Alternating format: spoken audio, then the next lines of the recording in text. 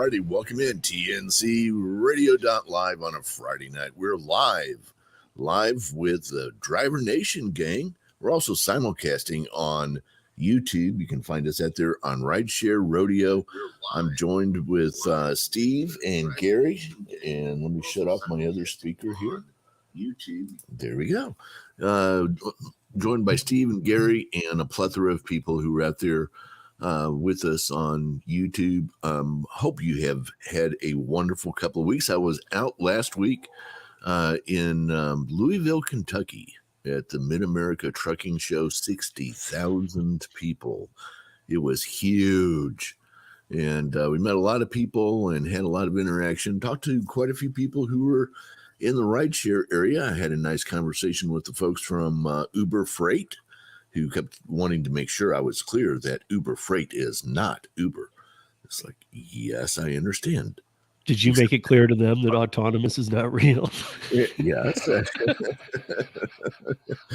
And autonomous is not autonomous. So it was a great trip. I'm exhausted. Came home sick. So did everybody else. You know, when you go to something like this, just the way, I guess because we all covered up for a while or whatever, everybody gets sick when you go to one of these things. So everybody I know who went is fighting either a cold or COVID or something. And so I've got a bug that keeps me from being completely me. But I told Steve, I'm here. I'm giving it my all. But if I have to step out for a segment, betcha. Yeah.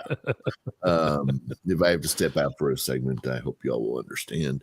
Other than that, you know, I just figured that you'd have to do something with NASA, you know, since you upgraded your office. And yeah, I'm not allowed to talk about that publicly. You know, you should have that clock counting down from some long stretch of time, though, and anybody who asks, just be like, I can't talk about that yet. Yeah, just have it counting down behind it is counting down. It's counting down in hours. Yeah. So 18 days, 55 hours. Yeah. Right. 18 years, 55 hours. 18. Okay. Yeah. 18 months, 55 hours. So yeah, so that's what I've been up to, and it's been exhausting, but and we drove, and you know what was interesting, guys, is when we came back, I was supposed to cut through Little Rock. And you all know about the tornadoes that hit. The Clintons. Right. No, the tornadoes, dude. Come on. You're not going to make fun of No, I was actually, I forgot we were live on air, but I was using the email joke. Oh, right. We had backstage. So we decided to take the back roads. So we took the back roads through Arkansas and drove back roads all the way down through Arkansas, down into Louisiana, and then cut across on 20. It was really cool. It's like going back in time. We ended up in several cities that were several little towns that looked more like Mayberry RFD.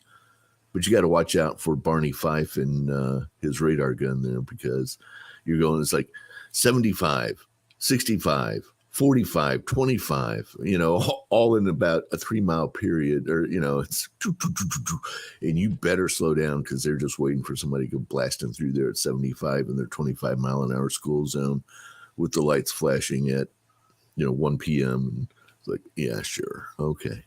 So how long of a drive? We did it over 2 days. So we did like 9 hours the first day and 8 hours the second day, something like that. It's a 17-hour drive if you do it nonstop. Wow, that's farther than I thought it would be. Yeah, no, it's a pretty good drive. Okay. So it's at the top of Kentucky. Mm-hmm. Okay. Yeah. So you're near my stump. You're near Michigan, man. That's right. Almost. You almost could have reached over. Yeah. No. Gary's been on the road too. We didn't even talk about that last night. You should tell your road story too, because your road story is pretty cool. Oh, mine was long. Like I know, but you got some other creators we know. Right. Like, let's yeah. throw that out there. I started out, flew down to Orlando from Oklahoma City, and then drove from Orlando all the way up to New Jersey. Hung out in New Jersey first night, just me and the wife. We went and looked around, grabbed some dinner, whatnot. Then we headed over to Philly the next Wait, day. in Jersey, you stayed where? Because you also met Mr. Red Flex, Bank. you met Kim, right? Well, but that was Friday. Thursday, Okay. I met up with Josh and Kim, or not Kim, Josh and Red in Philly. Like we went down to the reading terminal. Go ahead, Josh. Tell me I'm wrong. Watch, he's gonna type it in the chat here in a second. He's gonna type out Zach. Whatever he types out, you read it to me. I will, because he's already on my naughty list. We were talking about this. Just watch. So yeah, we went there. Reading all caps exclamation mark. Yeah, you're freaking wrong. He says. I know. Gary, Gary, you know what? Test out your new mod skills. He calls it Reading Terminal. I said it's the same thing. It's the correct spelling. I know, but you could time him out for 30 seconds. Yeah. We can see if it works. I think it's like 300 seconds. I'm just kidding, Josh. But yeah, we went to Philly, looked around Philly. It was everything I imagined it to be. No parking anywhere. Very clustered, all tight knit together. Very dirty, we'll say. Yeah. And then of course the next day, Friday, I got to meet up with. We did go to the casino. By the way, Red won $1,000 at the casino down there. Really? She had a big, yeah. It was great. We had a great time though on Thursday, and then Friday I met up. Well, first off, we went to Jersey Shore. I don't know if anybody's familiar with that show. I'm not. My wife watches it.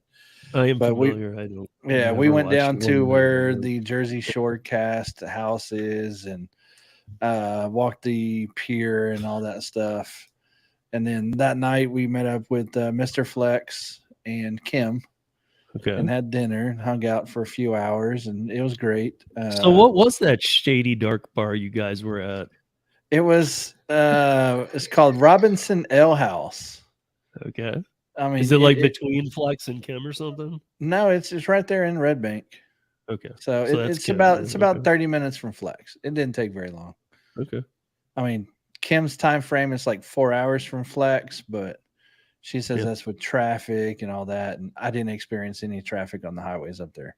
Nice, but it was a good time. We hung out there, and then of course Friday, me, Josh, his girlfriend, and the wife, we all went down New York City, got to meet up with Hannibal, and had some lunch there, and got lost on the subway. We did not know what we was doing at all. We found out that roads, wherever Ceci says laws are optional in New York City, she really means they're optional. I mean, they don't follow the street laws. They don't follow the lines in the law or, anything. They just drive wherever they want to, cut off whoever they want to. Buses, they turn on their blinker and start getting over. If you don't move, sucks to be you. Yeah. It's how it is up there. Because otherwise, I mean, the bus can't be hitting their brake every 5 seconds in New York traffic. It just has to move, and the traffic has to go. Yeah. The bus, like we had one that almost hit our Uber, and our Uber just slammed on his brakes, and we go, "How do you deal with that?" He goes, "I have no choice." Right, but he kind of, it's a horrible city to drive in. So terrible! You gotta let the bus just go. It's going to pull out. You got to just beware. Yeah, like Josh said, he spent like $1,500 between sneakers, weed, and clothes. Okay. I spent a lot of money on Ubers. He got Nikes. They're, I don't know. They wasn't. How much were they, Josh? I forget. Like $460 Nikes. Was it like New York Alley? Did you get a Rolex too? No, it was a consignment store. Dude, I went to, I'm just joking, but I went to a thing in New York where when I was with my wife, my brother-in-law lived in New York City, and we went out there and we were seeing him, and we were going to an event, and he's like, "Hey, you want to get some watches before we go?" I'm like, "I'm not buying a watch, man." He's like, No. We can go buy like $20 junk Rolexes. They're just knockoffs from the guys in the alley. It'll maybe work through the night. And we went and bought these like sweet looking Rolex. Doesn't say Rolex, it says AX. AX. Yeah. And so you go buy this, and it does like the springs start coming out and stuff, and but like it held through the night. Looked really nice. Looked like I had a Rolex, unless you were talking to me for a while and noticed. So yeah, we tried to do a whole lot once we was in New York City. We was only there like a day, not even a full day, like half a day basically, like 7 hours, 8 hours, something like that. And so we tried to fit in everything, but then like we didn't get to everything we want to do because every time you take an Uber, even 3 miles, 30 minutes every single time. Yeah. Traffic's just that bad. It takes that long to drive around that city. So if we ever go back again, we're probably going to fly into it and then spend a few days so that way we can go sightseeing everything we want to see. Right. Like you didn't get robbed on the subway or anything? No, we did get conned on the subway to get off the subway. Nice. Yeah, you told me that. Yeah. Yeah. Nice. I mean, at least you have a story. Okay, explain that one. Okay, so we didn't know where we was going, right? And so I go up to a cop and I say, "Hey, how do I get back to Hoboken? Because that's where we parked." And he goes, "Okay, you go in this building. We're at the Twin Towers Memorial at this point." He goes, "You go in this building, go down to the bottom floor, take the PATH train, and then you'll take you right there." Okay, so we go down there, and to us, it's not very friendly on which track to get into, which train, which stop to get off on, and none of that. And so we buy our one-way tickets. We get on to the train or subway, whatever you want to call it. And we're going, and I'm trying to look at this map to see where we need to get off at. And then a New Yorker, he goes, and this is a very, very packed subway, by the way. It's 5:30 in the afternoon, I think. So everybody's trying to go home. And so he goes, "Well, where are you guys going?" And we say, "Oh, we're going to Hoboken." And he goes, "Oh yeah, you just get off on the next stop. Just get off and then hop on the next train." We're like, "Oh, okay, that makes sense." So we hop off, and there's still a ton of people sitting there waiting. But then there's no other train. The other track across from us is closed. Like they got the ribbons, tapes up, everything. You can't get there. So we go ask another cop. Another cop is like, "Yeah, you just get back on the train you just got off of." and keep going for another stop, then get off on that stop and hop another train for 2 more stops. And so we're like, that dude just wanted more room on this damn subway. So he told the visitors to get off. I mean, do you really think it was that? Or do you think that maybe it was just like stupid? I mean, I would assume that if you ride that subway every day, you know where the stops are.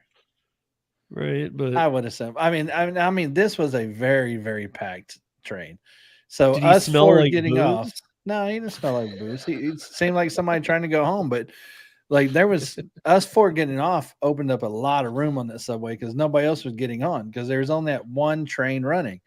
So like the people that when we got off the train, the people that are waiting there, they're waiting on the train to come back to go towards New York City because there's only that one train. So for us to wait on another train, we would have to wait for that one to finish the track to the end of the New Jersey line, then go all the way back to New York City, and then come all the way back again before we can get on it. We was like, man, that's going to be like hour and a half, 2 hours. So I pulled up my Uber app. I was like, well, are we even on the New Jersey side yet? So we was. So we just went up outside, grabbed an Uber. It took us 20 minutes to get to our destination. But yeah, that's how we got conned to get off the train. It's time for you to go. Yeah, pretty much. Are you sure you know where we're going? I do, and you need to get off here.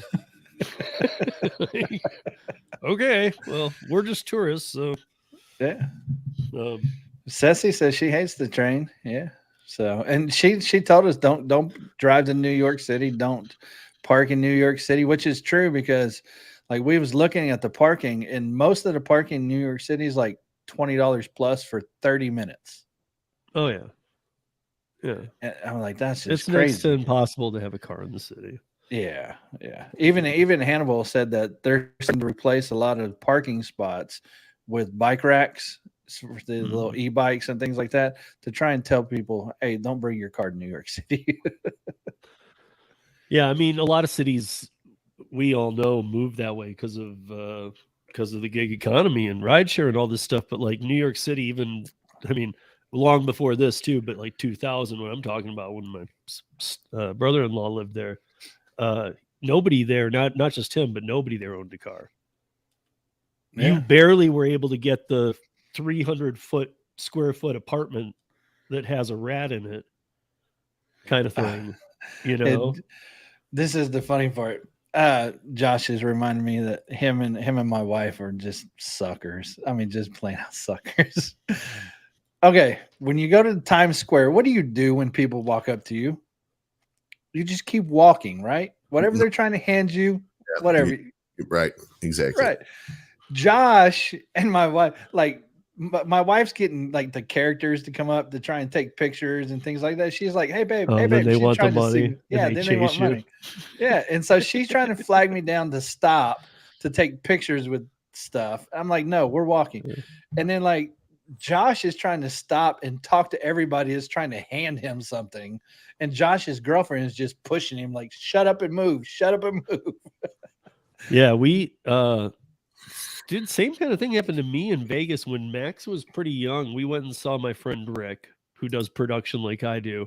And when we were in Vegas, there was an Optimus Prime and a Bumblebee, and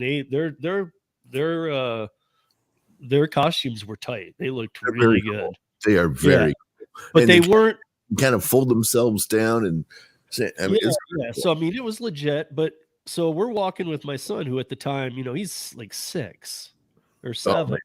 And so they come up, and my buddy Rick lives in Vegas. He's like, no. And my son had already looked at him from afar. I'm like, let's just, and as they came up, I'm like, dude, I'm tapped. I got no money. I'm sorry. He just, and so they were like posing down, like in all like kind of Transformers cool ways too with him. And I think I took a picture, but like whether I did or not, this happened, and then they kind of followed us over one of those bridges, like from one side of the strip to the other. You got like Optimus Prime and Bumblebee chasing you, kind of pissed off, man. It's like, you guys suck, dude. Like, like I told you no in the beginning. You saw Kid, you abused the power. Decepticons. The Decepticons. Look what Tremaine says here. He goes, "Oh man, when I was there, someone was taking a picture with Sonic and SpongeBob, and Mickey came up and got in the photo last second. Then they were all harassing the person to pay them. Yeah, that's just ridiculous." Well, see, but what they're really doing is it was because they wanted to get their picture taken with Hey-Ho. That was the issue. Yeah. Yeah, and he was charging like $100 a picture though, so it's gotta get that golden ticket, man. Yeah. All right, hey, we're going to take a break on the radio side. We'll be back in just a couple of minutes. You're listening to TNCradio.live. It's a Friday, and we're doing Driver Nation on Friday evening. You can check us out also on YouTube. Just go to the Rideshare Rodeo channel. Check us out there. When we come back, got something special for you. How about $1,000? Talk about that in just a minute. TNCradio.live. Stay right there.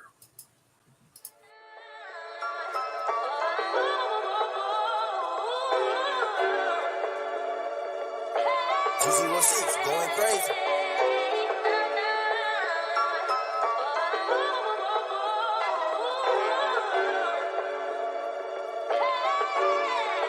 DJ, this a hit.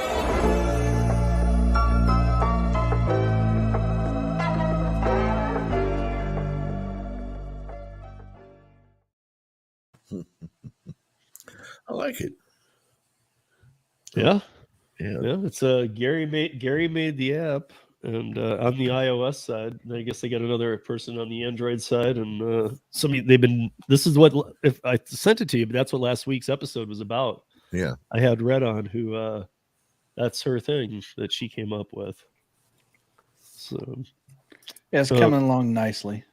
Let me just shout out to who is here, because I see there's a bunch of people, it looks like, in here, but I don't know if I see all of them in here. But what's up, Trevor? What's up, Josh? Hi, Holly. How are you? What's up, Bud Soda? What's up, Xander? How are you? Hey, Ceci. Hi, Marissa. What's up, Brian? And what's up, Donna? How are you? And hey ho. And everybody else that's probably working. And everybody else. That's how you sum it up to like, yeah, everybody else. Whatever. Well, no, I got them all. I'm saying there's but there's more watching. I just don't. The other people are working. How would I know you're? You want me to guess? What's up, Pedro? What's up, Hannibal? What's up?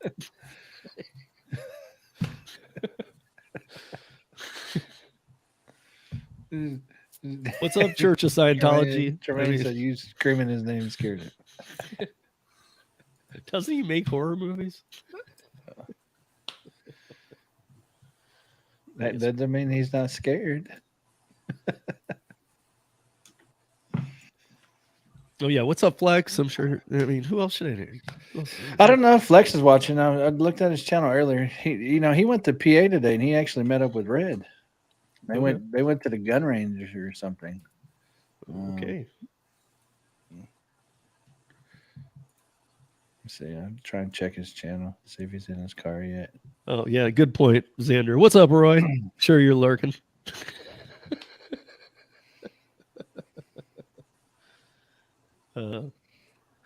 No, but thank you all for joining us. I see there's I don't know. I can't watch it on the StreamYard side anymore. It's like watching the YouTube thing in my car, but it looks like about 19 maybe. 18 watching, yeah. Oh, is he still at the gun range? I didn't. Coming back in, guys. 5 seconds. What up, Light? 3, 2, 1.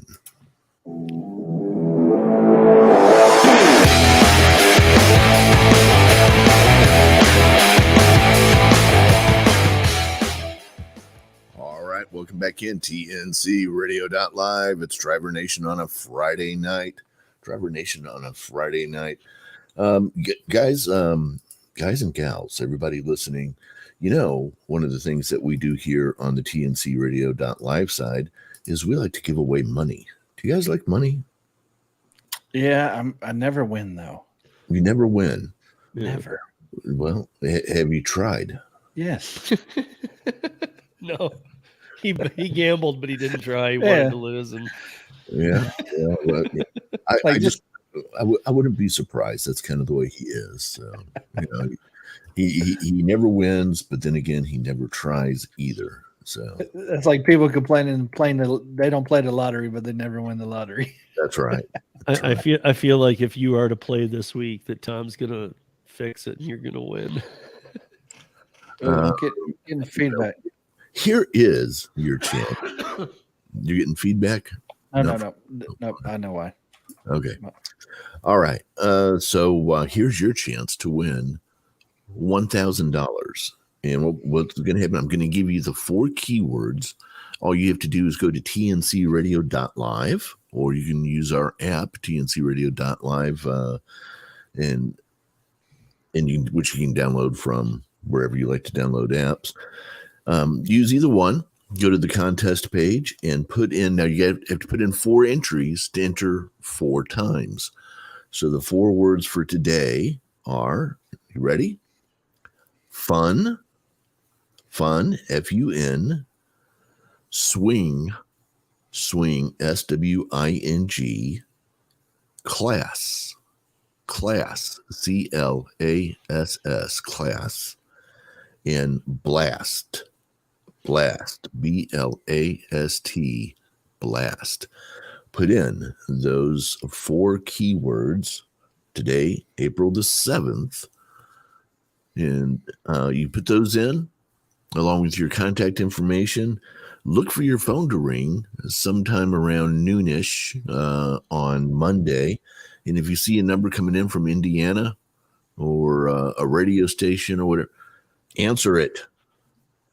Because what we do is, if you don't answer, we'll just go on to the next number. And by the way, guys, after we give away the first $1,000, you know what we do? We give away another $1,000. So in other words, we're going to give away 2 $1,000 prizes. And we do this every day through May the 5th. So just go in and listen to TNCradio.live, pick up the keywords, and your chance to win $1,000. How's that? But they can enter every day. You can enter every day. You just got to listen in.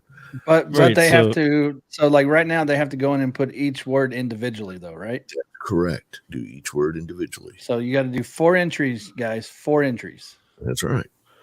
Right, but then it will change on tomorrow, Monday. Each day the words change, right? Right. Correct. So is there like okay, so to get them over to the station too, is there a good time to tune in?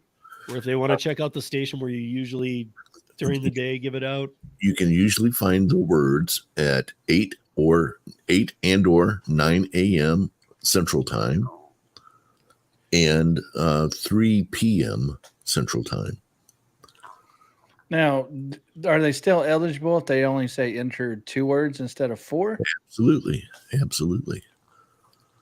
So the awards also play overnight on the Steve Summers overnight drive.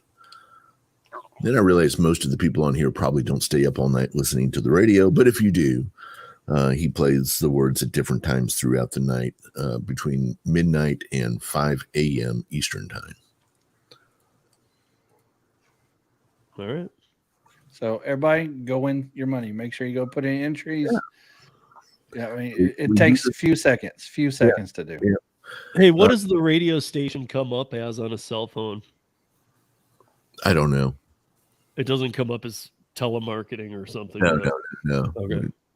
Yeah, I think it comes up as a radio station name, but I don't remember what that is. Good. So be looking out for it. You know, your chance to win $1,000 is pretty easy. It doesn't cost you anything to try it, and you know, we do this as part of a nationwide contest along with other radio stations. These are all smaller radio stations and internet radio stations, and we in our last cycle that we did this gave away over $3,000. So your chance. There you go. All right, guys. That's what I've got for right now for the $1,000. I got a question for you. I wanted to ask you about some of the stories you've got out there. Okay.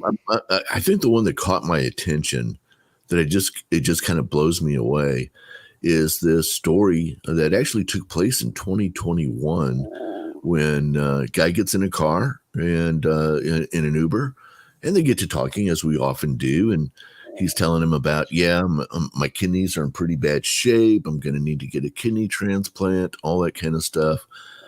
And the driver said, I don't know. I think God must have put you in my car. They find out that they're compatible. And the Uber driver gives this guy who never met him before, gives the guy one of his kidneys. Yeah. Yeah. We talked about that last night. It's the most humanitarian story we've ever heard from any gig worker.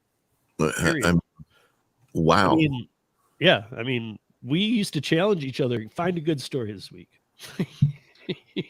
We did. Like I think that's gonna be the best story for the whole year. I mean, how do you really? top I don't that? Even know how you top it ever. Yeah, that's what I'm saying. Like I don't see how that's gonna happen. I mean, you'd have to jump in front of a baby that's getting shot at by a tank and deflect a tank bullet. I don't know. Like that's the best outcome you could ever have getting into an Uber. Yeah. Yeah, I mean, you know, like we were talking about it last night that he must have no family. I know he's in the service. I know he went back to, was it Germany? I believe. Germany. So, you know, like I know he's in the service, but he must have no family because the only thing that I said that I thought was strange, of course, there's nothing bad about this story. You can say it's a great story. Mm-hmm. Amazing. The guy. We're just on the conservative side with our organs. But here was my point is that like, obviously he doesn't have family because like, I'm not in a position. Okay. If I was Uber driving, if I connected with somebody like that and I am a kind-hearted person, but I probably wouldn't go that far. But I mean, if I did, I would have to stop myself because my son, you know, I mean, like you got to try and like think about, I got to think about my son. Like if he were ever need a kidney, I might, you know, be that guy that would give him one. Right. Right. So I mean, it's just, to me, it meant he must have no family, because first somebody mentioned last night his wife when he got home.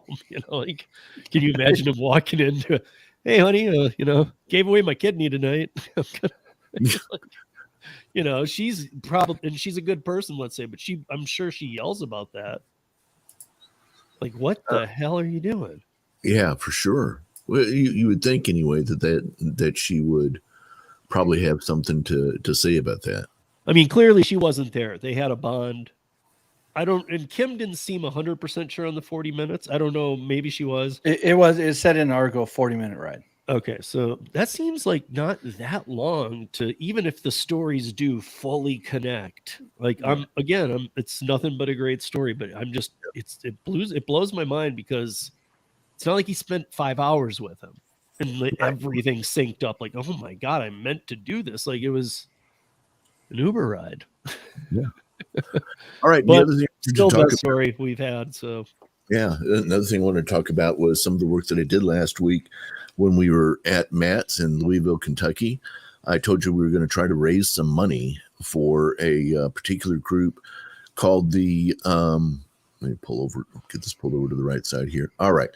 Called the Trucker's Final Mile, with a guy who started this thing.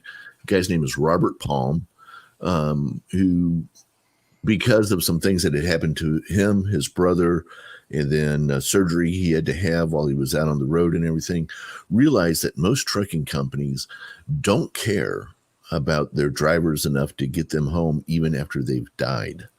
Usually the trucking companies don't have the resources. Remember, 95% of trucking companies have 10 trucks or less. They don't have the resources or the knowledge on how to do it. If I called you up right now, Gary, and said, yeah, I've got a friend who died in Toledo, Ohio, and we need to get his body back to St. Louis, would you even know how to start? Yes. You do? Yes. He called me, because I'm right by. I can be to Wyoming in an hour. Toledo, Ohio. Yeah. Why they said Wyoming? Okay. No. Well, good. But most people wouldn't know how to do that. Yeah, I mean, most people don't. I've had death in the family, though, so that's probably why I know. So it's a process, and it matters whether or not the person goes back by plane or by some other way. And there's just a whole lot that goes into it. On average, it takes about $3,000 per driver. Last year, Robert Palm, pretty much working alone. He's got a couple of people who help him out when they can. But he returned 100 drivers back to their families. Oh, that's awesome. At about $3,000 a pop, by raising money, just asking people to help him out, and by maxing out his own credit cards and that kind of stuff. So we came alongside Robert Palm, and that's Robert right there, and put together a concert, and it was pretty cool, guys. So we're doing this concert in the convention center, in just one of the large convention center rooms, and people would be walking by. It was right near one of the major doors for people coming in and out of one of the parking lots, and they'd stop and stick there. What's going on in here? And we tell them what we were doing, and people would just start handing us money, $5, $10, $20, $100. So we picked up several $100s just from that, and then we started going around throughout the week and just pounding on companies and saying, hey, give us money. And if everybody comes through who said that they were going to be coming through on doing their stuff, we raised between $50,000 and $60,000. Damn, you look like Jerry Garcia there. Like, straight up, dude. Dude, I like his facial expression. Like, he's looking at, I don't know who this other guy is. Is that Bill? Guy. No, that's the guy who runs TFC Global. But he's looking at him like, you want me to do what? But yeah, on this one, we're out. We broadcast live from the parking lot of Matt's, and that's a 18-wheeler that we're sitting right next to. We're in between that and in a car to try to. We had high winds, so I'm trying not to lose my microphones and my setup there and everything. But we had a good setup. It all worked great, and so there you go. Hey, if you scroll back up to the top of that. Sure. Hold on a second here. Because I had a thing that I wanted to ask you because I wanted to first know, like, I was wondering, like, okay, what is the percentage of truckers that don't die at home, though, that die on the road? See right over to the right where it says, in quotes, one funeral home in Cheyenne, Wyoming, alone sent us 7 drivers. So Cheyenne, for those that don't know, is in the middle of nowhere on I-80. Right. Like if you're a truck driver, you're stopping in Cheyenne. You are stopping no matter what. Right? Every single truck driver stops there. And so I was with Robert when this call came in, and Robert half jokingly told the woman from this funeral home, he said, I was hoping to never talk to you again. And he means, what he means by that is she'd already sent 6 drivers in the last 2 years to him, because out there in I-80, as Steve just described, you're in the middle of nowhere.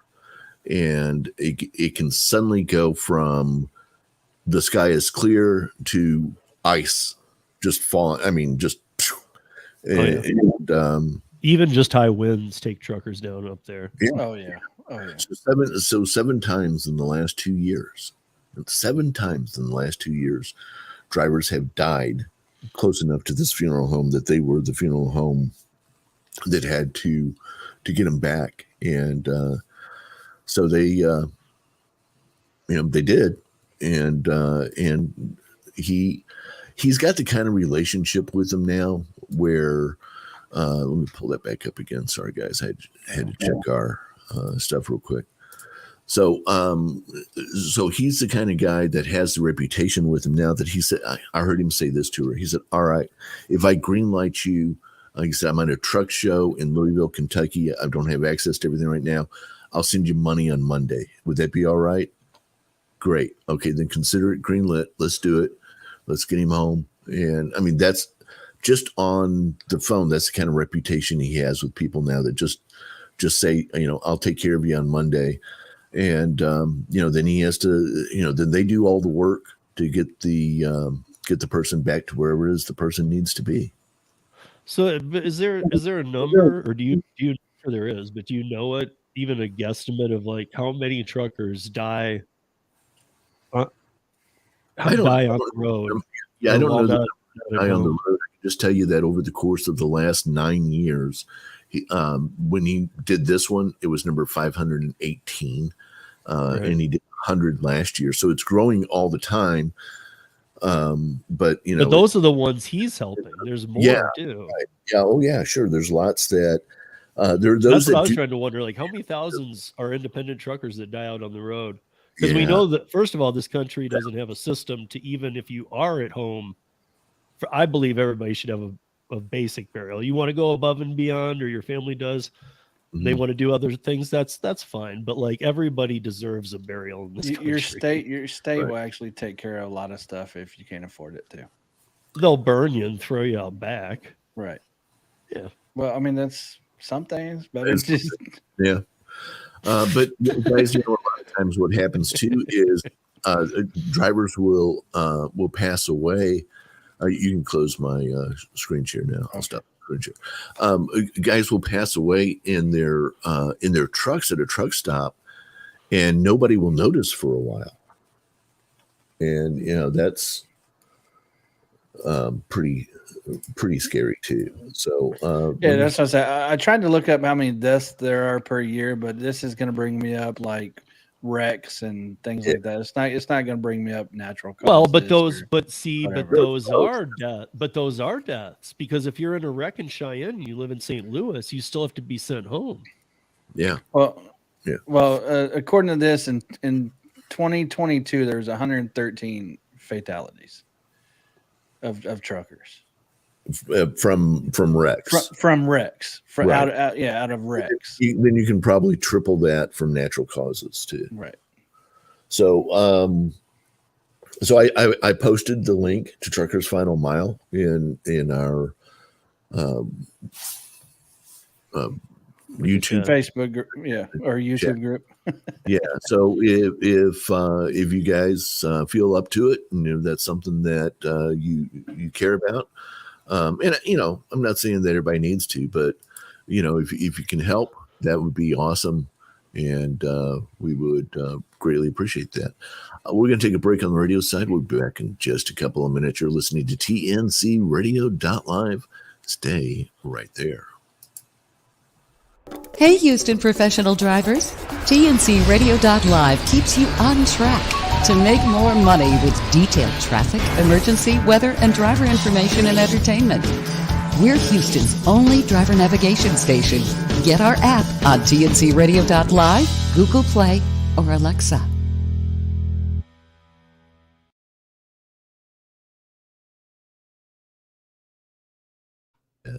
That's back when we thought we were just going to go city to city. Hey, man, that's all I got. Yeah. By the way, how many of you out there have a second tab open to TNCradio.live? Hit live stream and just kill the volume on that tab. Yeah, that's where I was getting my feedback earlier from. I was like, wait, why don't I got feedback?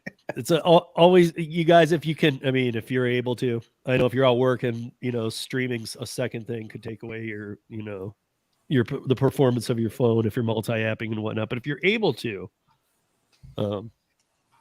or if you're on mobile, go download their app. Make sure to give it 5 stars too. Yeah, right, absolutely. But you can go into the show notes of this, and I got the website. You can open that in a new tab. And you can just hit play too. Or they can just download the app because they're already on a phone, Steve. Do both. Do both.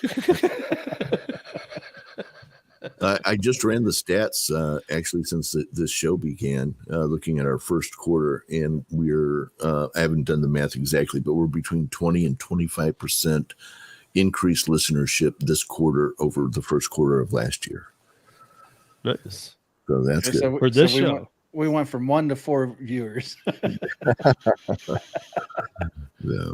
He said he didn't do the math, dude. If it was 1 and 4, he would have done the math. Yeah, so we went 1 to 4. I've done. We're from instead of 100 now we're 120. So how about that? Yeah. Hush! Quit barking. What are you barking at? Yeah, his dog very rarely barks too. I was trying to see if you had the. Do you not have that link up for that on your website? For that Truckers Last Final Mile? I had replaced that with the contest stuff, so no, okay. I have it on my website right now. Make sure you put that in the show notes, Steve, too. That truckersfinalmile.org. Okay. Thank you. Hey ho, appreciate that. So it was one of those things. This whole story about Robert Palm, it just touched me. There was just something about. I was really, really shocked that these trucking companies that, when you're getting hired on, they talk about how much they love their employees and all that kind of stuff. But the real question that they ask when one of the drivers dies, especially if he dies of natural causes, is when can we get our truck back? Yep. They don't care about what happens to his body. They just want the truck back because they got to get the shipment to wherever it's supposed to go. And I saw when you were. I know this is no joking matter, but I did see that Sean put for an option. He put call Curry for the body. That was like a Curry pickup. Yeah. That would be me picking up the Cheyenne, Wyoming ones. Yeah. Some of them that pass away and then are cremated, which happens quite often. Actually, I wouldn't be surprised if they used Curry or something like that. I'm surprised they probably use UPS. Yeah, they'll use whatever they got to use. Yeah, and that's the thing. This guy knows how to do all that stuff. And there are certain, you can't just fly anybody into, let me get this live here. 3, 2, 1.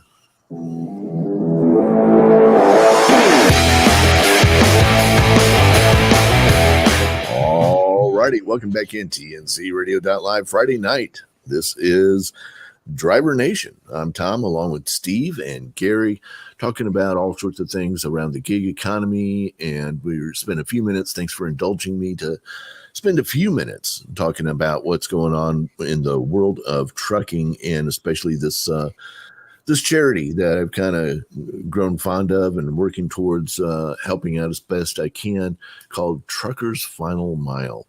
And they've really been great to work with. And they did officially, near the end of the show, merge that in with TFC Global, which is a much larger charity that's been out there for many, many, many years.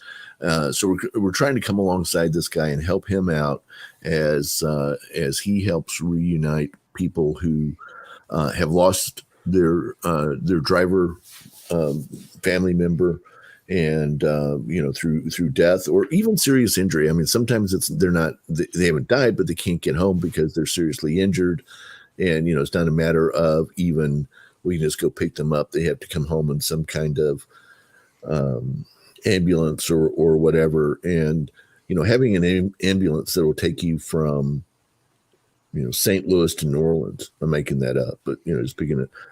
That's very, very expensive. Oh yeah. Yeah, in the tens of thousands of dollars.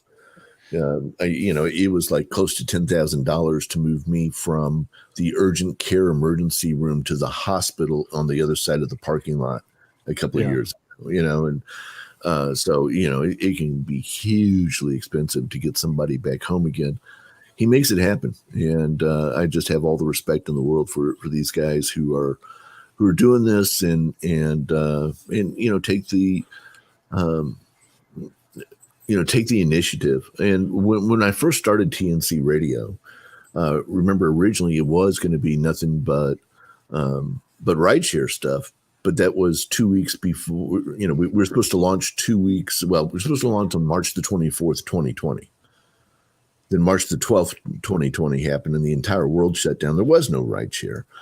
So we ended up shifting gears during the summer there and getting into trucking. But part of what we wanted to establish when we first started was some kind of fund that would help families of rideshare workers who were killed on the job. And the reason I cared about that is just down the road from me, 1.3 miles is Highway 3. And they had a drunk driver who wiped out a Lyft driver and his passenger. And the family had no money. I mean, come on, most of the people who work rideshare don't have lots of insurance and that kind of stuff. They had no way to cover all their costs. So we started raising money for them, and that got me thinking, what if everybody kind of gave into one big pool that when we lost a rideshare driver, if the family didn't have resources, they could apply and we could help them with burial costs and that kind of stuff. I never got that off the ground, but I'd be interested in working with anybody who might want to help me do that at some point, because I think that's a big hole that exists on our side of the business around rideshare that it's just not. A lot of the people who are out there driving just don't have the resources, and a lot of times it's, hey, help me get them buried, and once I get my insurance money and stuff, I can pay you back. Yeah, so we can just help in that moment of need. That would be great. The other thing I got to say about your friend who's doing this site is people might not realize. I mean, because Tom's just saying all the good things that he's done. He's helped this many people. The other thing is that people like that keep crappy industry folks from doing shady things. They at least have their eye on everything. They do. They're helping who they can, but the fact that he's got his nose in everything kind of keeps everybody a little more honest. I would think that's usually how those type of things go. And he knows that this way, after doing this 500 times, he can smell a rat way off. He knows when somebody's doing it wrong. Yeah, that's what I mean. Like, if they're trying to nobody's coming for this guy, let's hike up some prices, let's add some taxes, some holding fees. Right. He's the kind of guy that's probably like, you can't do that. We can't take care of that guy, but what are you doing? Yeah. I guess like a watchdog. Yeah, he is very much. But he's also he's in ill health at this point. He's one of these guys who's been so busy taking care of everybody else that he just got out of the hospital. I mean, literally got out of the hospital and drove from San Antonio to Louisville to do that. I mean, Well, okay.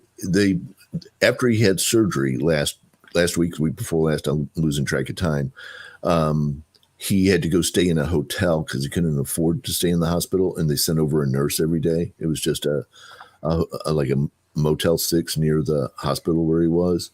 And once they cleared him that he could drive, then he had drive. But he had to have a huge cyst removed from his back and then drive from San Antonio to Louisville so that he could do his stuff. I mean, how do you not love a guy like that, right? Yeah. Yeah, Right. it's like when I grow up, I want to be like Mike. I want to be like Robert. Hey, it's like the guy that gave away the kidney. These are all good stories, but there's not a lot of these type of people out there. There's really not as many as it. Or at a time when we probably need, not probably, we absolutely need more than we've ever had, and they're still hard to seek out those real. Well, they're out there, Steve. I think part of the problem is the press would much rather talk about whether or not Trump should be charged than the story about the guy who made sure that the driver got home after he died in a fiery crash in Wyoming.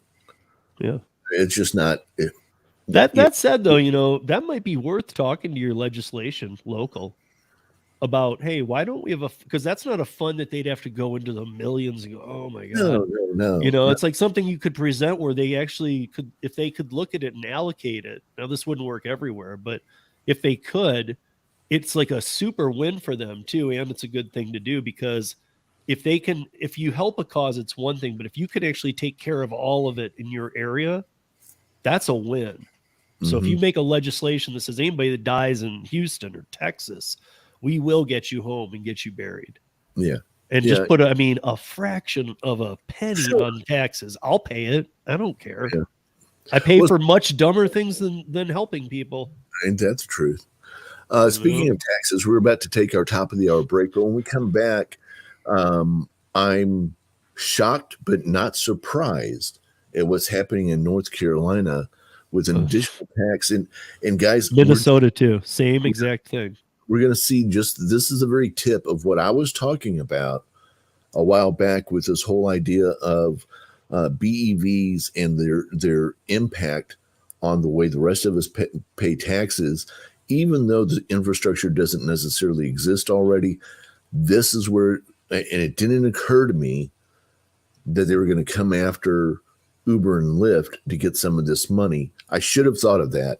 But we'll talk about that. We'll talk about other things that are happening in the world of the gig economy right here on TNCradio.live, simulcasting on YouTube.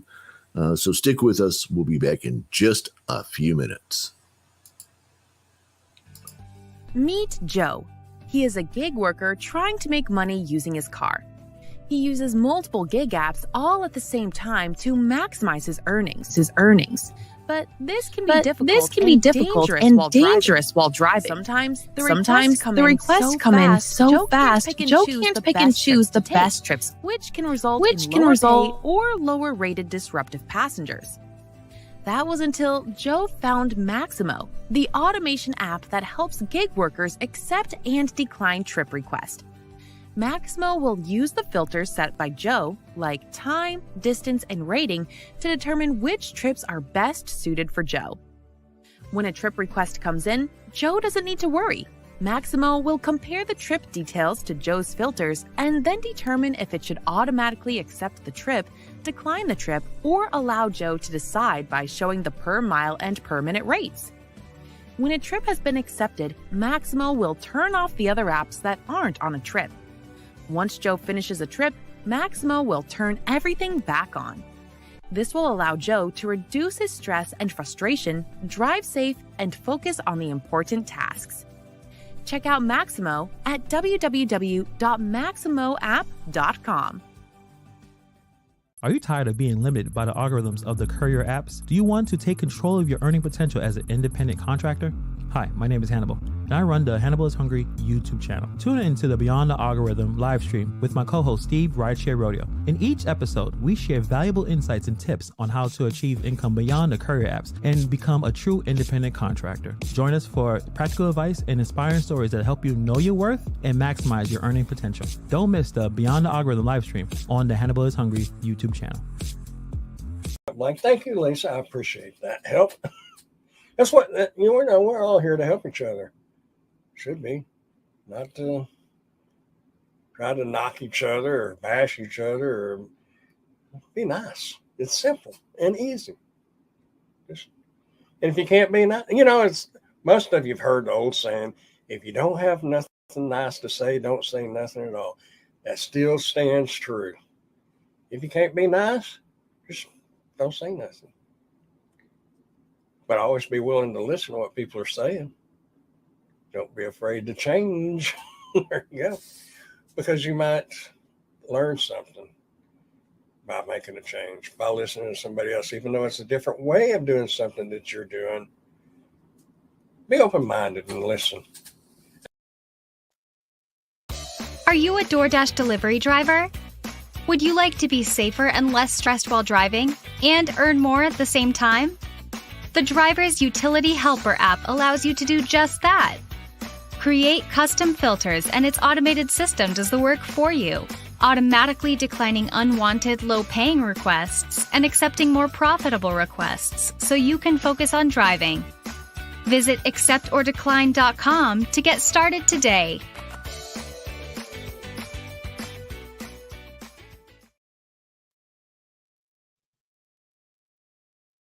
First.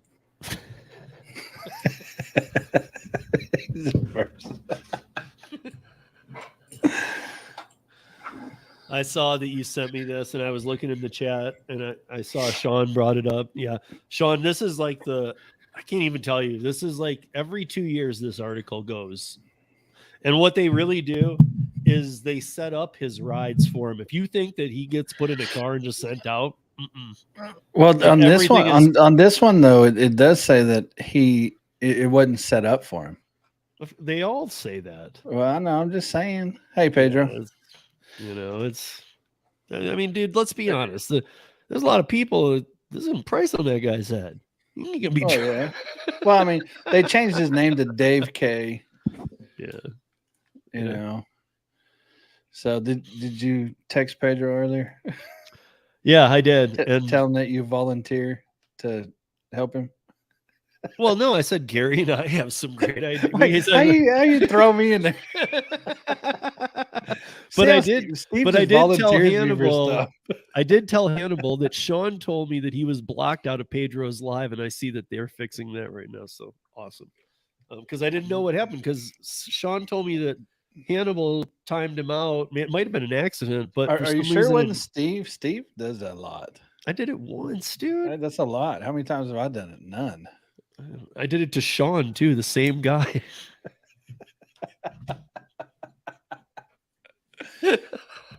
So that's the worst part. If this hadn't taught everybody something, take away Steve's wrench. Don't give him one. He doesn't need it. I got my own wrenches. I'll break stuff. But yeah, these articles seem to circulate. I doubt that any. I mean, I didn't see it, so I'm going to definitely read it when this is over. But well, I don't know. It to you because maybe you can summarize it for ridesharerodeo.com. Yeah, get it up there so people can read it. Almost makes me mad when they do this. To me, what would be much better is to literally make him spend 8 hours with a rideshare driver in the passenger seat. Well, not even. No, but 8 hours, dude, because most drivers work like 10, 12. You know what? Right. He can put in an 8-hour day. I'm sorry. If he really cares, he can do an 8-hour ride along. But he can't do it with a rideshare driver, though, because now front seats are open again. So if somebody books it with 4 people. Come on, man. They can make sure that Dara's filter doesn't take more than 3. If they can do it with autonomous in Vegas with me, they can make sure that. Like, I know you're out of touch with rideshare. I know you haven't done it in a while. I don't know how you would, but you would tell you how many passengers you're picking up. That guy's coming back in 3, 2, 1. Well, with the All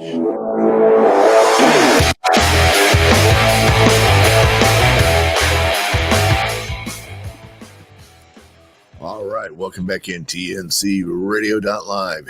Happy to have you with us here on a Friday night.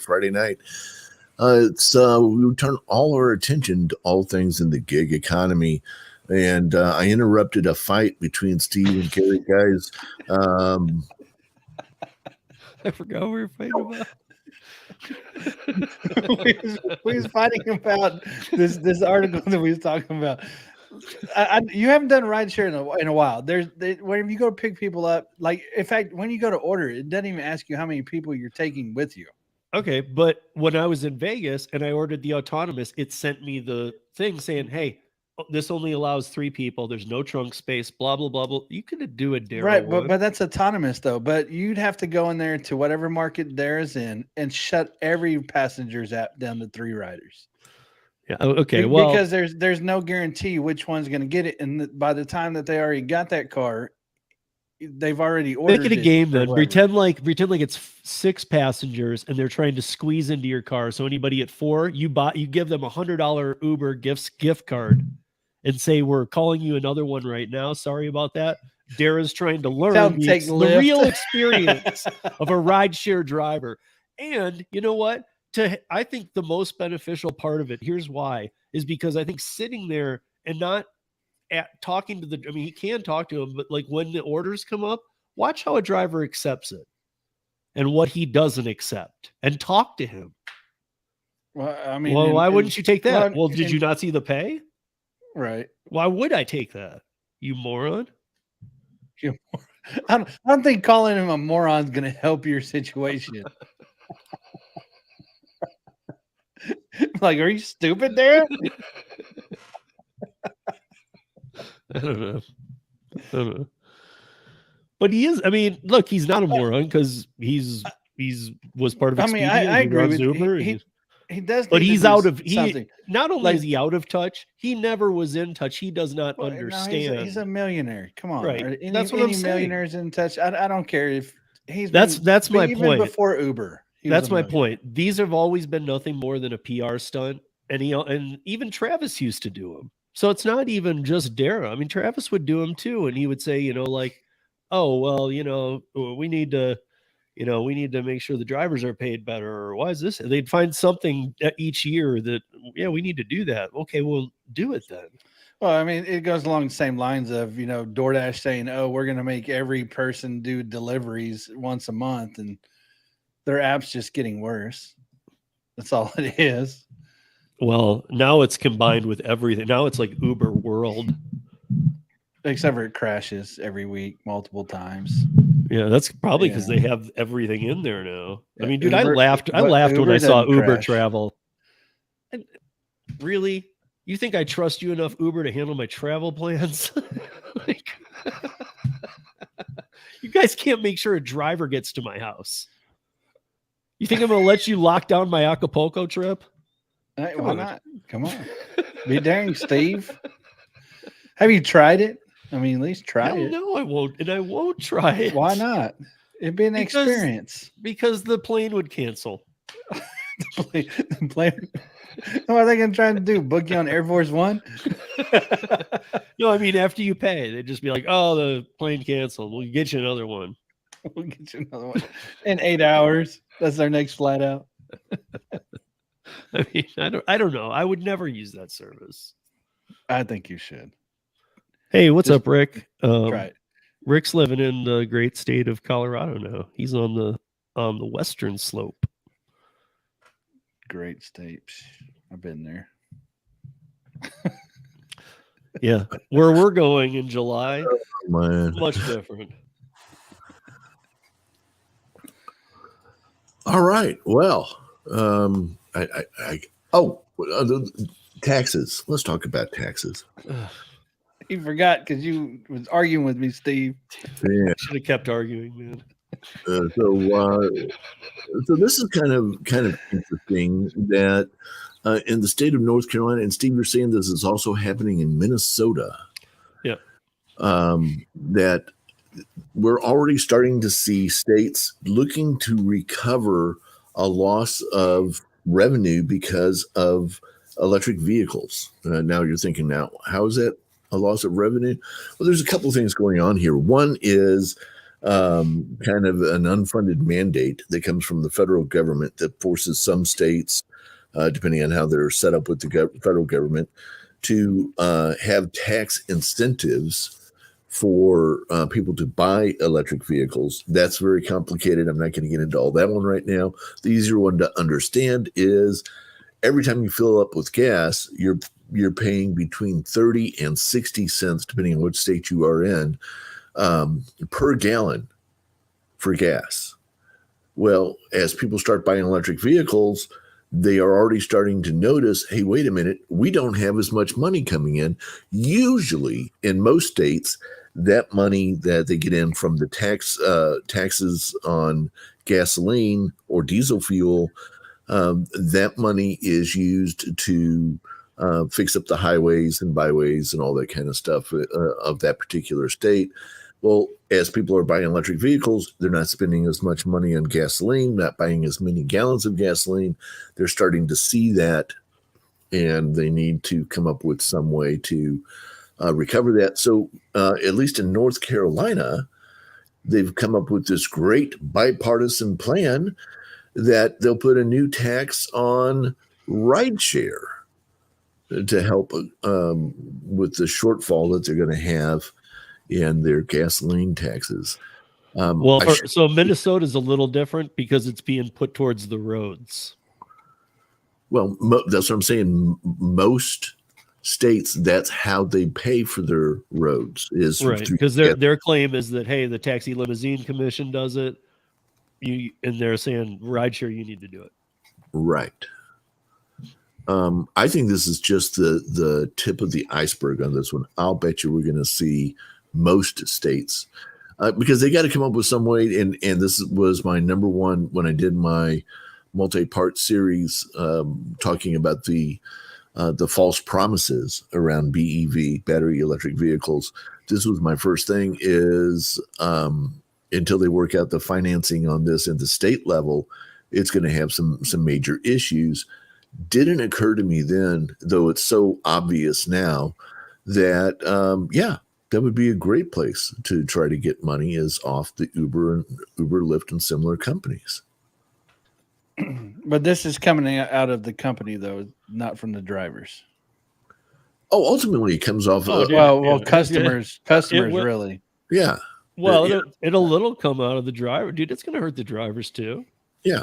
They're going to pinch everybody along the way. Yeah, there's always the piece of the tax that it's going to come right off the drivers. It's going to come off the consumers. It will increase rates across the board, but not driver pay. It's not a healthy thing for rideshare. That's that much is clear.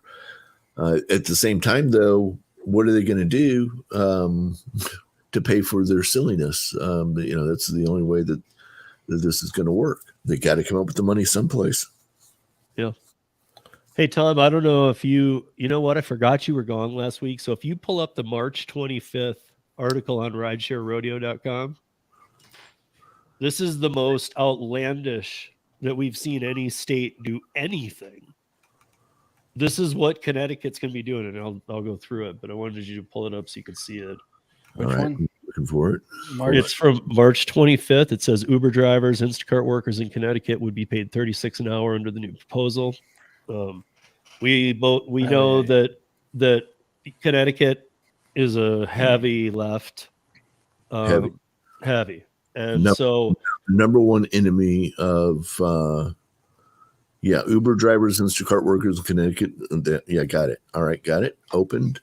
Yep. And here's the proposal. Okay, we've seen AB5, seen Prop 22, and by the way, I want to comment about Prop 22. After I had Karen Anderson on, her and I talked for about another hour and a half, and part of that talk was about Prop 22. And we can see if we have time tonight, but it might be more of a discussion to have next week because she showed me a good side and why of Prop 22 for the big picture and the way things are going.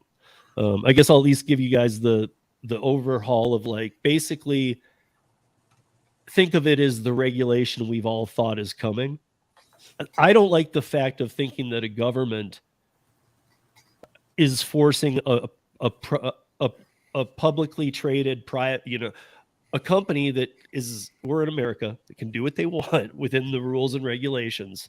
And they've been doing it for this many years, but I don't like that they were able to force them to do that. But in the end, they ended up doing that in California, the Flex Association, gig apps, because that makes sense to them still. And so what I think that what she was saying was that, like, think of it as like, you're always talking about how there needs to be a hybrid gig worker classification. She's like, think of that as a stepping stone to getting there. Is it a good one? I don't know. We'll have to see other states go to be able to compare them on like how bad one is to the other. But again, I'm not fully for it, but I was emailing with Delivering with Sarah, or I was on Instagram with her, and I wanted to have her on to talk Prop 22. And she didn't want to do it because she thought I was completely against it. And Tom and Gary, both you guys I know can attest to this, that I all the time have people on the podcast I don't agree with. I'm never mean to them. I mean, I always like hearing the other side, but now even more than ever, I really wanted to hear her side.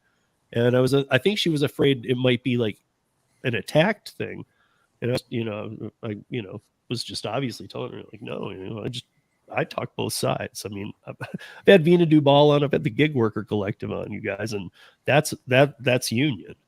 Mm-hmm. And Willie Solis, I've had him on twice on the podcast, and I don't agree with much Willie says. He's a smart guy. We have a good conversation, but regardless, going back to this Connecticut thing, this is W-2 model. This is unionizing, but they very cleverly just stay away from the right words as always.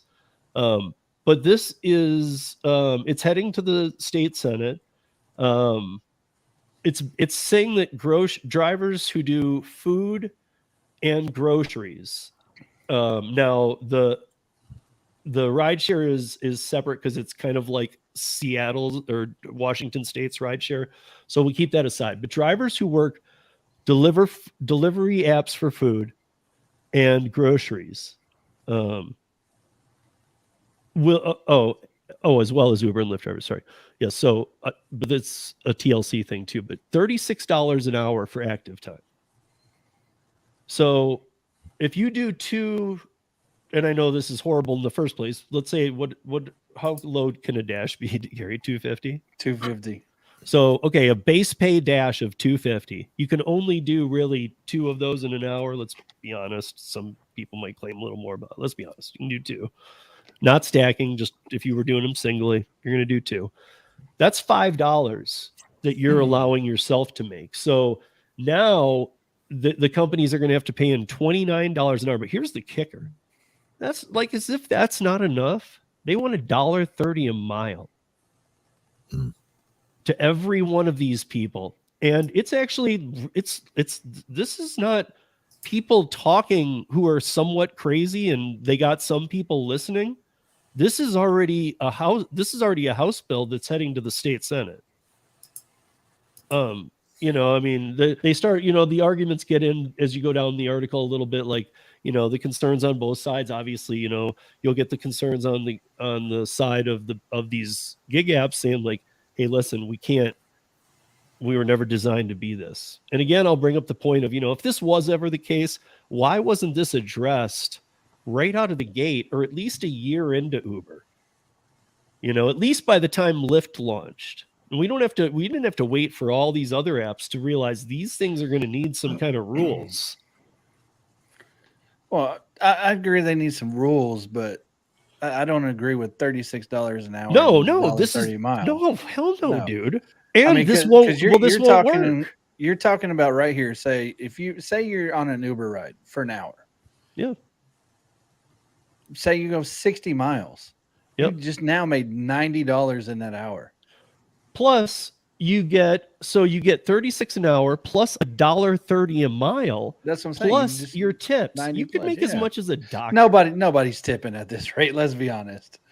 Nobody's tipping at that rate. They just paid over $100. In fact, they probably paid $200 extra ride for that 1 hour. To be honest, man, if I paid $100 for a ride that in my city I only pay 40 for, I would still tip him. I just wouldn't go back to Connecticut. Ever. Well, you got to remember though, people that use these services every day, they just don't tip. They just don't. You order food every day, your tips get lower and lower because you're ordering every single day. You take rideshare every single day. You eventually stop tipping because you're paying so much for rideshare. So, but I mean, these costs, I mean, I'm all for more pay. I'm all for drivers making more. This is just absurd. The pricing is just out of there. It's ridiculous. It's not even close to something that can sustain itself. Yeah. No, and honestly, this might, Tom, you've always said we need, and I always agree, we need one state to pull the stupid trigger. Yep. We need one state to do something like this and just go, okay, look at what happened. Like, because I feel like, and I'm not trying to dog them, but I feel like Connecticut might be a good state for that. It's on the East Coast. The population isn't quite the mass of other states that could really, really be hurt. There's no way, because my guess is this will make the gig companies leave. Now, people contest with me that I still have people to this day contest with me saying that they wouldn't have actually left California. Well, if they wouldn't have been negotiating at 11:59 p.m. Trust me. California was worried. They didn't just go, maybe they're They knew. Even if it was for 2 months, the Uber could always come right back. But they knew the state of California, if they'd have hadn't let them leave, they'd have had to really entice them to come back. Well, good. Because here's how I see this playing out. You're getting $36 an hour. Most food delivery people don't make $36 an hour. Right. So they're always going to get some kind of add-on bonus for every active hour. And now you like you just said with food delivery, you just made it so you could even tell every customer, dude, don't even bother tipping. Yeah, at that point it wouldn't matter. I'm good. I'll take the $250. I'll take my time, and I'll still make my $36 an hour. Yeah. Like why would I ever take more than 2 orders an hour? Why would I ever? Right. And you know the note, Pedro, if you're still in here, you know Pedro's no tip, no trip. No trip. Well, here it would be no trip, every trip. No tip, every trip. I mean, because literally it wouldn't matter. And like you said, the cost difference to the customer is going to be so much that I wouldn't even want him to tip me. Like, dude, I'm being paid so much by this stupid law that says I deserve 3 times minimum wage. Right. Well, I remember typing this in your chat too. Why would we have any other profession? If you can make $36 an hour, if rideshare, let's say rideshare wise, you're getting paid $36 an hour, and you do 50 miles in that hour, you just now made $86 an hour. Why would we have any specialized skill when you can just go Uber drive? Yeah. I mean, heck, I could be an Instacart worker and be happy. Yeah. Me. Yeah. Yeah. I would take the long rides, 50 miles. Sure. That's $80 or that's what, it's like, yeah. That's $86 on the miles part. Are you kidding me? $1.30 a mile and $36 an hour. Like I think Bud Soda said, and if he's still in here, I see him. I think he was like, I'd go there for that. I think Bud Soda knows well enough because I've chatted politics with him that who are you going to work for? They're not going to be there. Yeah, at that rate, they're not. I mean, like Josh already said here, if he can make $38 an hour, he'll milk the time. He just simply would. Everybody would. Why would you do anything? Like I would do one shop and deliver an hour. I mean, why do anything else? Why? Well, how much? Also, how much incentive? How much of that would be going to the unions, though? I don't know. That's how much are union fees? Well, I'm guessing they would really go high with this one. I would think so too. So we talked about last night on the podcast. We talked about the union. Last year was the lowest the unions have been since their inception, 10.1% of America is a union worker. So the unions are dead. I mean, I don't know if you saw, Tom, but we were Gretchen Whitmore in Michigan. She they got rid of the right to work law. Right. Well, that's usually never done. One other state has done it in the past 58 years. And then they took it back in 2012. It was Indiana, I think. Right. But I mean, like, okay, so now you just for those that don't know, right to work basically means if you're working a union job, you have the right to participate in that union and pay its dues and get everything the union offers you that you want. So I'm not dissing on it, but a right to work state enables you the right to not pay into that and to not get the benefits of a union. Me personally, if I'm from Michigan, if I lived there and I had a job during a right to, like when it was right to work, without blinking, I'm not going to take the union fees. I'm going to opt out. Denver's not a right to work state. Denver's not a state; it's a city. Or Colorado is not a right to work state. No, well, I mean, there's only 26 right to work states. 26, yeah. All right. Hey, I got to take a quick break on the radio side. We're way overdue there. When we come back, I want to talk a little bit more about Connecticut and its attack on the entire motor driving industry. It's pathetic. It really is. And somebody's got to step up. We'll be right back. TNCradio.live. Stay right there. Meet Joe. He is a gig worker trying to make money using his car. He uses multiple gig apps all at the same time to maximize his earnings. But this can be difficult and dangerous while driving. Sometimes the requests come in so fast, Joe can't pick and choose the best trips to take, which can result in lower pay or lower rated disruptive passengers. That was until Joe found Maximo, the automation app that helps gig workers accept and decline trip requests. Maximo will use the filters set by Joe, like time, distance, and rating, to determine which trips are best suited for Joe. When a trip request comes in, Joe doesn't need to worry. Maximo will compare the trip details to Joe's filters and then determine if it should automatically accept the trip, decline the trip, or allow Joe to decide by showing the per mile and per minute rates. When a trip has been accepted, Maximo will turn off the other apps that aren't on a trip. Once Joe finishes a trip, Maximo will turn everything back on. This will allow Joe to reduce his stress and frustration, drive safe, and focus on the important tasks. Check out Maximo at www.maximoapp.com. Are you a DoorDash delivery driver? Would you like to be safer and less stressed while driving and earn more at the same time? The Driver's Utility Helper app allows you to do just that.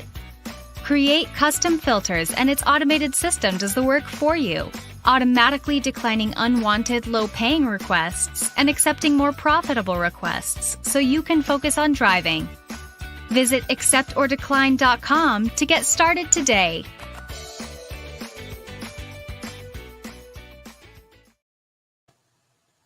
All right, guys, we have a caller who I'll be adding in here when we come back to oh, nice. Live.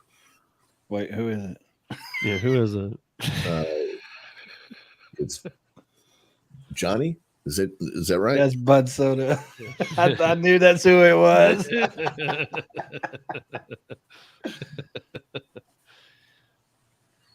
Okay, Bud Soda, when you come in, we're talking about Connecticut, though. We're not talking about the Uber mishap with overcharging. Just FYI.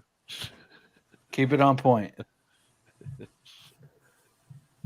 Be the ball. Are you there, Johnny? Bud Soda. Yes, I am. Oh, I was on mute. I'm sorry. Okay. Good. Yes, I'm here. How long we got left? 50 seconds. Hey, did you hear, Steve? We're talking about Connecticut. Yeah. That's what I wanted to talk about. That's good. That's crazy. But let's talk live about it.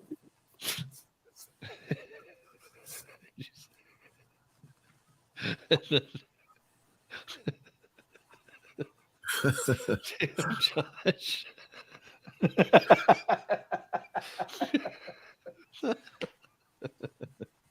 Josh and his like first he slams on Kim last night, but like Josh is always funny, man, but not many people are a line stepper in my book. All right, coming back in 10 seconds, guys, and here we go. Good job, Josh. 3, 2, 1.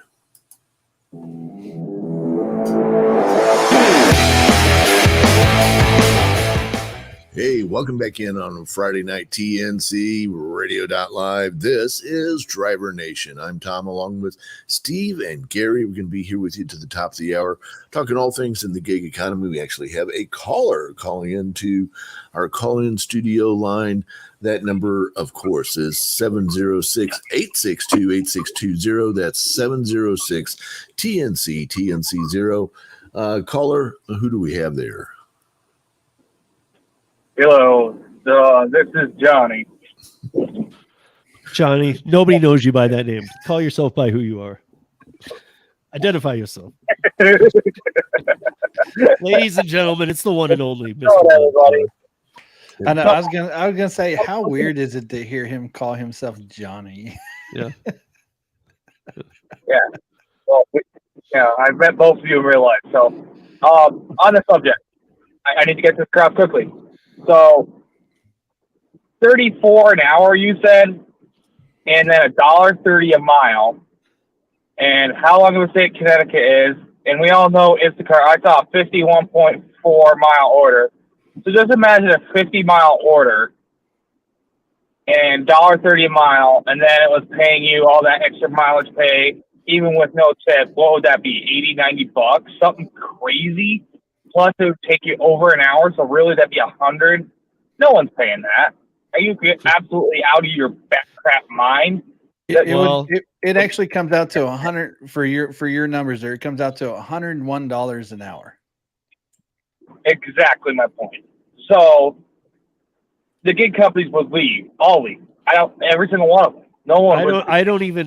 I agree with you, but in fact, I think it wouldn't even be. I mean, like in California, it would have been: do we try a franchise model? Do we try this? Do we try that? Do we just go? What's the playbook would have been open. Here it wouldn't even be. I believe they'd all just leave. Nobody's going to live up to that wage as a guaranteed wage. Plus, if the unions are involved, let's be honest, guys. I mean, they're not using the same wording yet, but this is employee. So if you were rich enough to afford that, like, you'd be 7-figure income. Come on. You'd have your own person for that. So why would you use these gig apps? No average middle-class person could use the app. And even if they stayed, hypothetically, I doubt that. I mean, there'd just be nobody to use them. They'd be bankrupt overnight. So what are you thinking? One more question. What is the minimum wage of Connecticut? Are they like $15 an hour like New York? I actually don't know. I mean, let me look it up. What is the federal minimum wage? $7.09. $7.25. Something like that. Oh, sorry, it's 14 cents higher than $10.10. $10.10 an hour in Connecticut. Oh my god. Okay, so they're so they're what? They're giving you 360%. That's until June of this year. Then it goes up to $15 an hour. You know, I mean, they're basically they're at $15 an hour. But so did the other thing that you need to realize too, because this is important too, is that like when you said, are they crazy? Yes, because they have enough people easy to pass this. Like on both sides, in the House and the Senate, the whole state, like is the people who are going to push through things like this have the votes right now. So, starting at the first of this year, the other thing Connecticut did was there is now a 17.5 cent per mile tax on semi trucks going anywhere in Connecticut, through Connecticut, whatever. 17.5 cent per mile. then payments need to start rolling in by the end of February. How do they know where you come in and come out? So nobody wants to go to the East Coast states in New York City, like Delaware, Connecticut, all these, Rhode Island, because they charge out the yin-yang for the truckers, and no independent trucker will go there. So that leaves you as a corporation that will just jack the rates sky high, and you can't get something in quickly if you needed it. So to your point, so it was pointed out to the governor that there's been a marked drop in trucks going through Connecticut, and his answer was, fantastic, this is working. So wait a minute. I need to know this, because they consider trucks a nuisance. I get it. But they also want the revenue, and then they're like, "Oh, we're not getting this revenue anymore," when it was probably a sane rate, like a nickel. So the freight rate now in and out of Connecticut is higher than any place else. So the people of Connecticut are going to be paying through by this summer prices across Connecticut. Now here we are trying to control inflation, right? No. Prices in Connecticut for everything. Across the board in America, we're trying to get inflation under control, but not in Connecticut. Connecticut prices are going to be shooting up over the course of the next couple of months for bubble gum, to underwear, to TVs, to whatever. Prices are going to shoot up because you think the trucking companies are just going to eat this? No, but Tom, I got to ask you this too. Like, isn't now you know who takes Bud Soda? Wait 1 second. Wait 1 second. Okay, pause. Let me ask something. If my geography is right, you can't get to like Massachusetts, Boston, anything without going through even that little portion of Connecticut at the bottom, though, right? You can drive way out of your way to make it happen, but it's not going to be easy. How?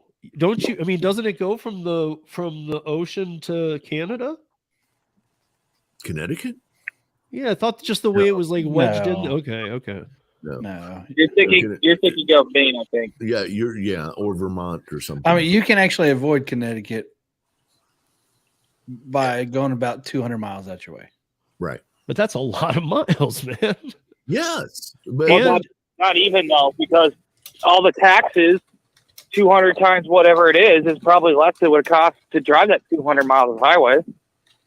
What's up, Gigan? What's up, Edward Lee? How are you guys? And the company that's placed directly in the hands of is Amazon. Amazon's going to become even more of a monster vagina. Come on.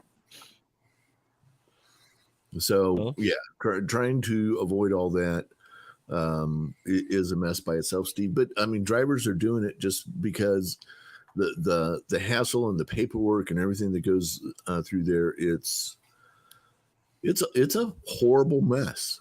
So Tom, all the states we talked about, which would go AB5, since the PROC's been dismantled, and Massachusetts still not looking good. We got all kinds of states on the radars now, especially the past few weeks. But now it looks like Connecticut, which we were barely even talking about, it looks like Connecticut's going to be the one to go full blown idiot. I think they are, and I think, somebody has to be. Yeah, I guess if we're going to look at because the rule change from the Department of Labor goes into effect in May. For those that don't know, and for those that aren't paying attention, we are 3 weeks away from May. So, that's when the rule change goes into effect, guys. It's not the PRO Act, but it is the rule change, and you have to meet the criteria. So any state that wants to go along with it will be able to push through that legislation as easy as possible. Especially a state like Connecticut, where it's just overwhelmingly to one side. Like the other side's not even being heard. So it's going to be interesting because when they set a date, when they say, okay, starting January 1st, 2024, this goes into effect, it's going to be interesting because if they stick to it, the same thing that happened in California will happen. And if Connecticut's like, well, we'll call you on this one, I think you're going to see them leave. I hope they do. And I guess Connecticut, what's the two biggest cities in Connecticut and what are their populations? Because I don't think they have these huge cities and huge Hartford populations. and New Haven. Yeah. Okay. So, they're probably both big, but I don't think they're huge, right? They're not. So Go ahead, Bud. I do have a question real quick. So neighboring states where this wage wouldn't take effect, could the companies deliver from those neighboring states into Connecticut, or would Connecticut lawmakers come down on them for that? Oh, they'll come down on them for that. I mean, if you drive your truck in there, yeah, they're going to tighten this. No, thing I'm up talking more. like us that do, grocery and food last mile apps. So what could they really do to stop that? Well, because what they're going to start forcing people to do is tracking their mileage and having to report their mileage. In other words, the government's going to keep track of where you are and where you've been. But if you're not a resident of that state, how can they force a resident of another state to do that? Well, that's going to be the interesting piece, is when, at some point they're going to pull somebody over who's driving through, and he's going to say, I don't have a record of when I drive through here. I'm not telling you my record. Well, they're going to arrest somebody and say, you got to prove to us. I don't know how they're going to do it. I don't know how they're going to do it. This is going to be a way to put somebody in jail. Well, with truckers, though, they have electronic logs. And electronic logs track your GPS. Even then, there are laws about what you're allowed to look at on the electronic logs. I don't know. The ELD was not built to do this. I understand it, but that's what they're going to do. They're going to pull the last 7 days at least and try and go off of those. I am pretty it's every lawmaker's wet dream to get a stranglehold on the gig economy. Yeah. And I think what they want us to do is make us have logs and that's what all this BS and make us make us commercial, and they'd let us have Class D licenses. They wouldn't make us have Class D or CDL. But this is what their wet dream is, because they know that everybody and their mother that is driving these hotshot trucks that are just under the weight, and they want that money. Yeah. They want that money badly. But Bud Soda, there's some places where they'll pull you over for hauling a lawnmower. I agree, but here's something you should know. None of those guys ever have wet dreams because they have prostitutes. You know what this kind of reminds me of, the direction that some of these states are heading, as far as they're wanting more and more regulations. They want more and more tracking done. It's kind of Australia. No, Australia, seriously. But you just hit on something that I didn't think about. Uber knows where you've been. Yeah. Well, that's what I'm saying. That's why it reminds me of Australia, because in Australia, they have to actually track their time online and where they drove and all that stuff for the country, and so that's why it's kind of reminding me of that. So think about what they may be doing here, guys. Think about the next step. Okay, so they set up, you're going to get $36 an hour, and what is it, $1.30 a mile, yes. Right?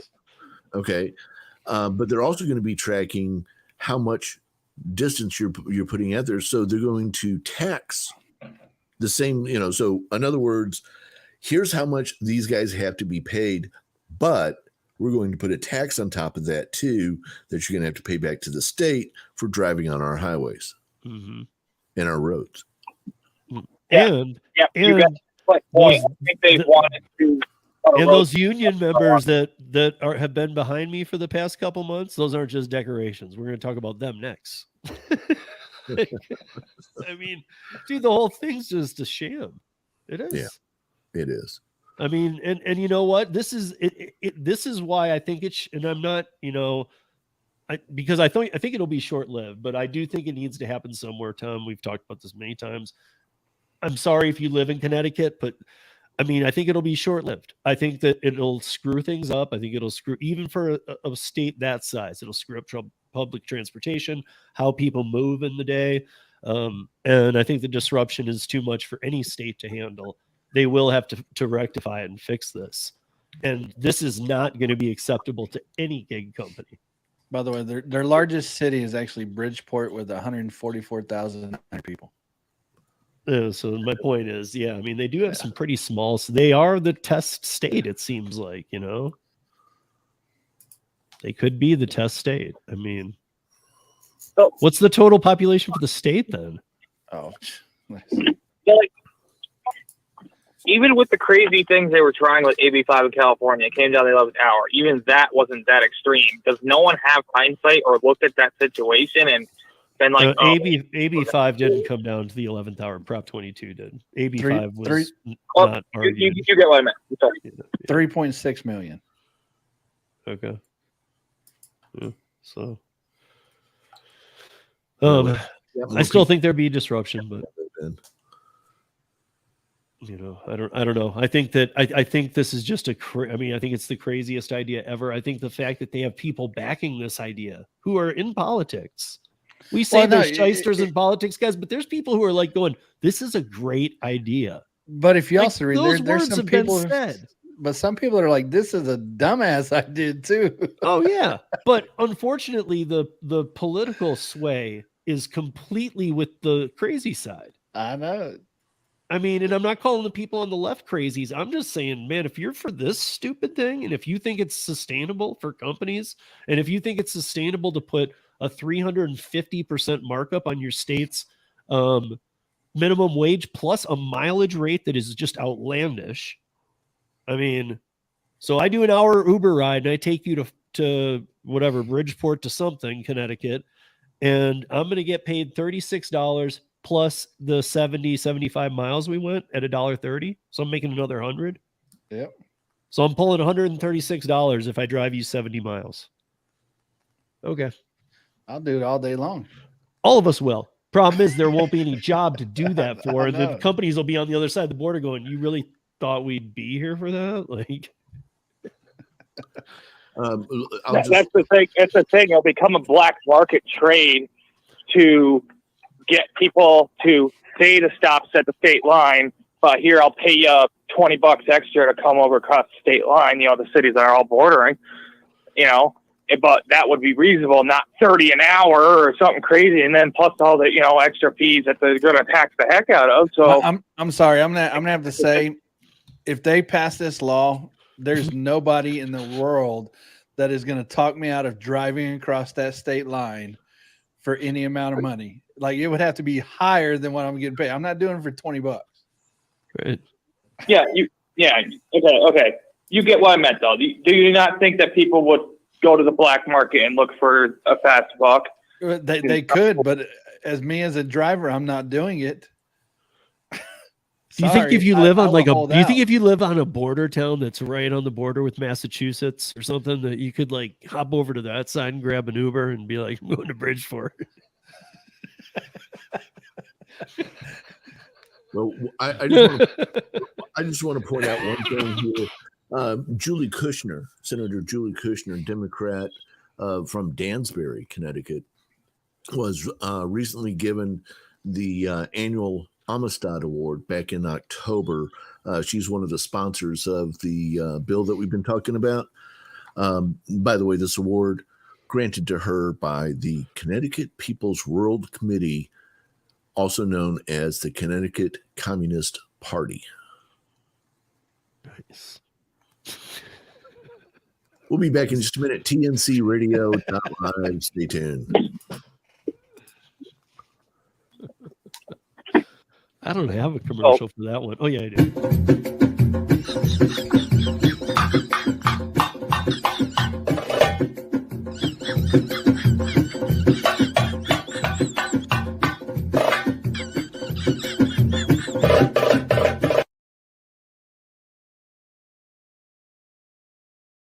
Go on. That's fine. Understood. Thank you for joining us, though. We really do appreciate it. Yeah.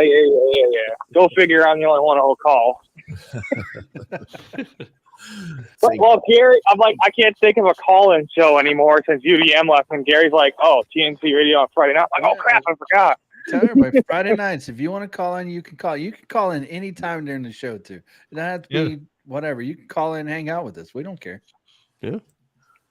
All right, guys. All right. Appreciate it, guys. Thanks. Talk to you soon. Bye. Later, bud. Later, Bud Soda. That was Mr. Bud Soda. If you've not checked out Mr. Bud Soda's channel, actually, I think that got changed. It's not just at Bud Soda, like YouTube / Bud Soda anymore. He had to add something to it because they did that add numbers to it a while back, and then somebody else grabbed his thing. But we'll put the link. Gary will throw it into the chat. Give his channel a check out. At Bud Soda Stories. That's what it is. Yeah. But I'll throw it in the chat. Yeah, but just check his channel out. Give him a subscribe. I know he's going for the 1,000, and that first 1,000's tough. So And while you're at it, go sub to my channel too, because I'm close to 1,000. Yeah, actually, everybody should be subbed to Gary. I don't know what the hell's going on there. I know. Probably because I don't ever put any content out ever. Doesn't matter. Like if we could see about a minute, and we're going to start heading towards wrapping up. So I'm going to ask you guys about what you're doing and that kind of stuff. So, okay. Let's see. Oh, in a minute. Your commercial driver navigation station. We're all about the news, information, entertainment, talk radio, music, comedy, and topics truckers want to hear. I'm Shelley Johnson with Tom Kelly.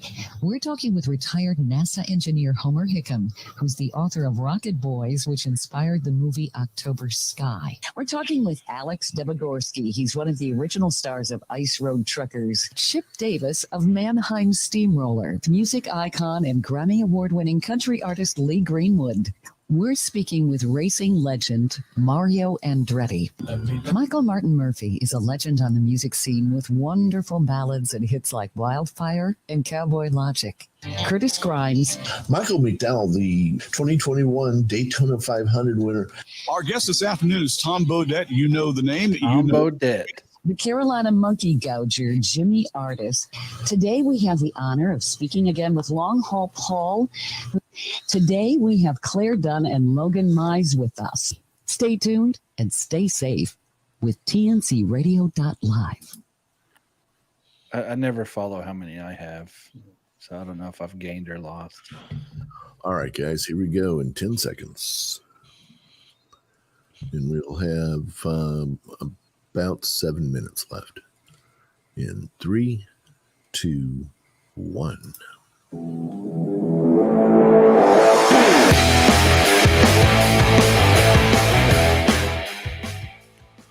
All right, welcome back in TNCradio.live on a Friday night. Happy to have you here with us.